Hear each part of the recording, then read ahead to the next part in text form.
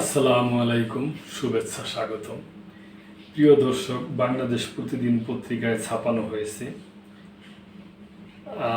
বিএনপির চেয়ারপারসন বেগম খালেদা জিয়া শহীদ প্রেসিডেন্ট জিয়াউর রহমানের শাহাদাত বার্ষিকী উপলক্ষে বক্তব্য দিচ্ছেন। ওই ব্যাপারে আর কি এই সংবাদটা তো আমি পড়ছি, তো আপনাদের সাথে শেয়ার করি আর কি। শীঘ্রই বাংলাদেশকে গণতন্ত্রে পুনঃপ্রতিষ্ঠিত দেখতে পাবো খালেদা জিয়া। সুন্দর কথা বলছেন, আমরা ওইটার আশা করি। বিএনপি চেয়ারপারসন বেগম খালেদা জিয়া বলেছেন, এদেশে গণতন্ত্র, স্বাধীনতা, সংবাদপত্র ও বিচার বিভাগের স্বাধীনতা, স্বনির্ভরতা, উন্নয়ন ও নিজস্ব জাতীয়তাবাদ সৃষ্টির জন্য রূপকার শহীদ জিয়া। যে গণতন্ত্র প্রতিষ্ঠা আর সার্বভৌমত্ব রক্ষার লড়াইয়ে তিনি শাহাদাত বরণ করছেন, সেই গণতন্ত্রের নিরবচ্ছিন্ন যাত্রা আজও বাধাগ্রস্ত হচ্ছে প্রতি পদে পদে। শীঘ্রই আমরা বাংলাদেশকে গণতন্ত্রে পুনঃপ্রতিষ্ঠিত দেখতে পাব, এই হোক সেই জিয়ার শাহাদাত বার্ষিকীতে আমাদের অঙ্গীকার।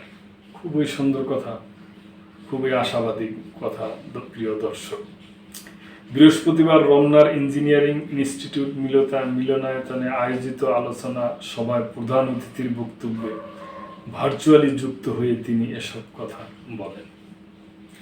খালেদা জিয়া বলেন, প্রতি বছর মে মাসের এই দিনটি আমাদের পরিবারের আসে এক বেদনাবিধুর স্মৃতি নিয়ে।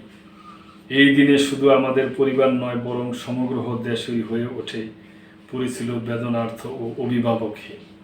আমাদের প্রিয় মাতৃভূমি বাংলাদেশের সঙ্গে জড়িয়ে থাকা এক অবিচ্ছেদ্য নাম শহীদ প্রেসিডেন্ট জিয়াউর রহমান। যে চট্টগ্রাম থেকে স্বাধীনতার ঘোষণা করে তিনি এ দেশের সঙ্গে তার নাম অবিচ্ছেদ্য করেছিলেন, সেই চট্টগ্রামকেই এক সফল, সৎ, দূরদর্শী ও প্রকৃত দেশপ্রেমিক প্রেসিডেন্ট হিসেবে নিজের জীবন উৎসর্গ করেছেন। তিনি বলেন, গণতন্ত্রকে প্রতিষ্ঠার লক্ষ্যে সুশৃঙ্খলভাবে এগিয়ে চলার জন্য আমি বিএনপির সব পর্যায়ের নেতাকর্মী ও দেশবাসীর প্রতি আহ্বান জানাচ্ছি। মনে রাখবেন, সবার জন্য গণতন্ত্র উন্নয়নের মাধ্যমে সব সমস্যার সমাধানের যে রাজনীতি শহীদ জিয়া রেখে গেছেন, তা বাস্তবায়নের মাধ্যমে তার প্রতি শ্রদ্ধা জানাতে হবে।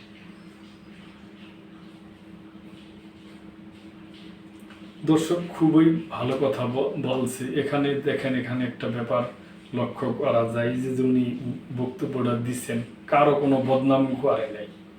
উনি তো কম অত্যাচারিত, নির্যাতিত হন নাই, কিন্তু উনি কত সুন্দর একটা বক্তব্য রাখছে।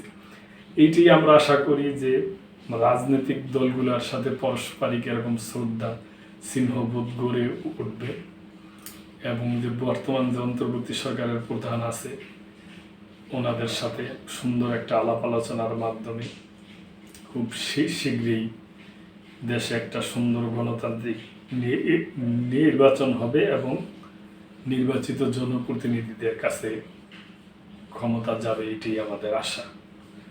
তো দর্শক, আপনাদের যা বলার থাকে আপনারা কমেন্ট করে বলবেন।